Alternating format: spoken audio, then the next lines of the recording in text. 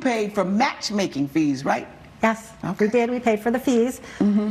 Thought it was better than the internet or other ways, and she ended up agreeing. And we got a list of 20 eligible people. My daughter came to me and asked me for my help, getting our help to find her a spouse. She was ready, and she wanted somebody with similar backgrounds and similar values. We both belong to the same church. We've been married 35 years. She is our only daughter, and we were hoping that she would have the same joy that we have had with having her. So she asked you to help her find a husband. She did. Is that right? No. Okay. Well, Your Honor, And you're from a traditional family.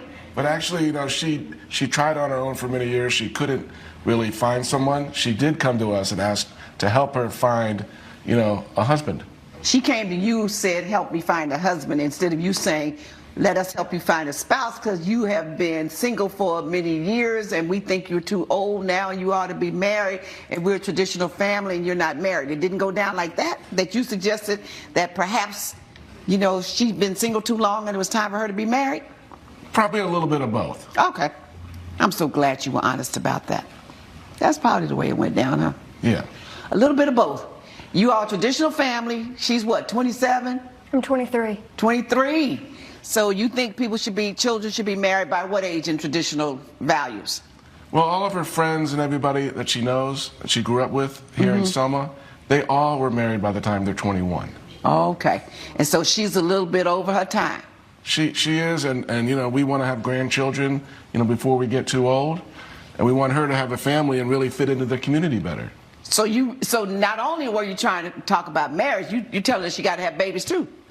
Well, yes, that's Okay. that's what's involved. That's what you want, grandchildren, and fit into the community. What do you mean by that, fit into the community?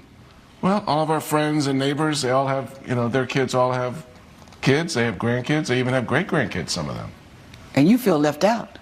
I do. Okay. So We both do. So you wanted to help her find a spouse. All right. So what was your solution to this?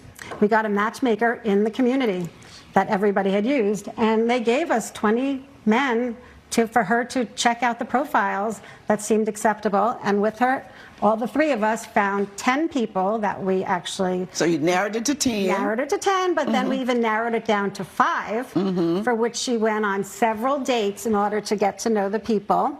In the end, she came down to 2 gentlemen that she came to us.